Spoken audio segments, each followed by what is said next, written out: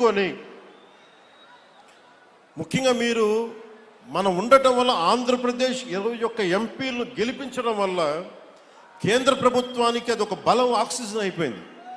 దానివల్ల మనకి ఈరోజు డబ్బులు వస్తూ ఉన్నాయి.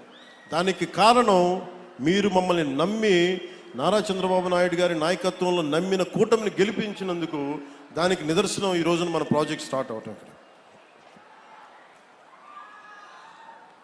గత ప్రభుత్వం 5 సంవత్సరాల ఎలాంటి మంచినీటి పథకం మొదలు పెట్టాలి. చివరి సంవత్సరం ఇందాక చెప్పినట్టుగా ఎలక్షన్కి ముందు శిలాఫలకాలు వేసి పరిమితమయ్యారు. ఈ రోజు వచ్చి వాళ్ళు రోడ్ల మీదకి వచ్చి మేము కుతుకులు కోస్తాం, ఇవన్నీ చేస్తామంటే ప్రజలకు అర్థం కాదా? మనకు అర్థం కాదు. కానీ మన కూటమి ప్రభుత్వం ఏర్పడ్డాక చాలా ప్రణాళికాబద్ధంగా జలజీవన్ మిషన్ ప్రాజెక్ట్ని ముందుకు తీసుకెళ్తుంది. అందులో భాగంగా నేను ఒకటే చెప్పాను, శిలాఫలకాలు వేస్తారు అందరూ, ఎప్పుడు ఫినిష్ చేద్దామంటే అధికార యంత్రాంగం, ఉన్నతాధికార యంత్రాంగం కానీ కాంట్రాక్టర్స్ కానీ అందరూ ఒకటి ఇచ్చారు, సకాలంలో కనుక మన నిధులు కనుక వచ్చేస్తే 18 నెలల నుంచి 20 నెలల్లో ఈ ప్రాజెక్ట్ని పూర్తి చేస్తాం. ఇది నేను ప్రత్యేకించి నేను ఈ పథకాన్ని నేను పర్యవేక్షిస్తాను. నేను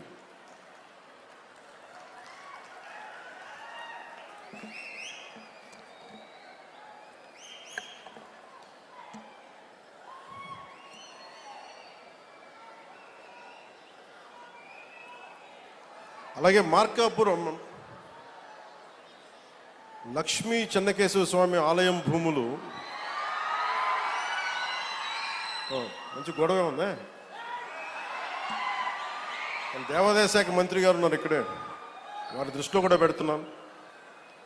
అంటే ఆలయం భూములు అనగానే భగవంతుడి భూములు కదా దోచేద్దామని అందరికీ తేలిగ్గా ఉండదు.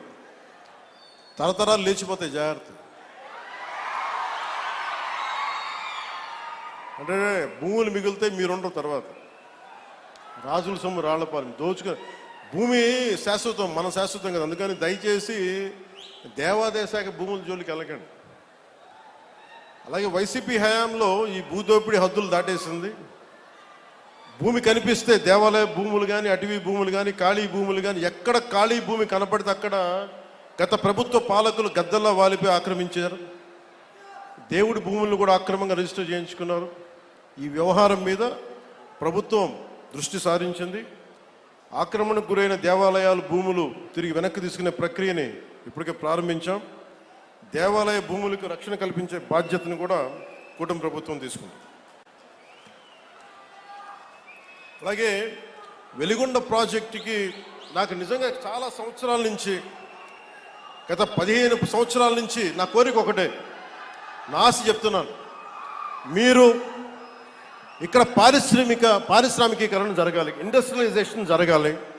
ఇక్కడున్న యువతకి, ఆడపడుచులకి ఉపాధి అవకాశాలు ఎక్కువ మెండుగా పెరగాలి. అందుకని ముందుగా నీళ్లు కావాలి ఇక్కడ. వాటితో పాటు శ్రీశైలం నుంచి కాకుండా ముందు వెలిగొండ ప్రాజెక్టు కనుక అయిపోతే మనకి పారిశ్రామిక అవసరాలకు కూడా మనకి నీటి సరఫరా చేయగలం. దానివల్ల ఉపాధి అవకాశాలు మరింత మెరుగవుతాయి. అంటే నేను చూస్తుంటే ఇందాక చూసిన 1290 కోట్లు ఫస్ట్ ఫేజ్ ప్రాజెక్టుకి. లాస్ట్ ఎలక్షన్లు తీసుకుంటే మన ప్రకాశం జిల్లానే 2000 కోట్లు ఖర్చు పెట్టారేమో అందరూ కలిపి. అంటే ఒక్కొక్క నియోజకవర్గానికి 150 కోట్లు కూడా ఖర్చు పెట్టారు. అంటే డబ్బు ఉంది ఇక్కడ మన ప్రకాశం జిల్లా, కాకపోతే అది ప్రజలకు వెళ్ళట్లా, పైపైన తిరుగుతుంది. మీరు కనుక నన్ను నమ్మి మన కూటమి ప్రభుత్వాన్ని నమ్మితే నాకు కొంచెం సమయం కావాలి. మీ తరపున పోరాటం చేయడానికి నాకు కొంచెం సమయం కావాలి. అందుకని ఉపాధి అవకాశాలు మనకు వచ్చేలాగా ఒక ఎలక్షన్కి 150 కోట్లు ఖర్చు పెట్టగలుగుతున్నప్పుడు ఒక ప్రాజెక్టు ఫినిష్ చేయడానికి 800 కోట్ల రూపాయలు ఖర్చు పెట్టగలిగితే వెలిగొండ ప్రాజెక్టు ఆ భూపరిహారానికి ఇవ్వగలిగితే మనం ప్రాజెక్ట్ అయిపోద్ది.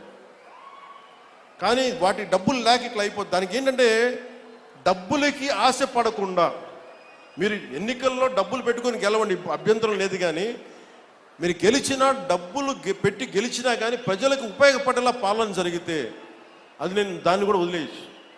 అలాంటి పరిస్థితుల్లో తీసుకెళ్ళాలి అంటే ఈ రోజున పొలిటికల్ ప్రాసెస్ డబ్బులు పెడితే తప్ప ఎలక్షన్లు గెలిచే పరిస్థితుల్లో లేదు.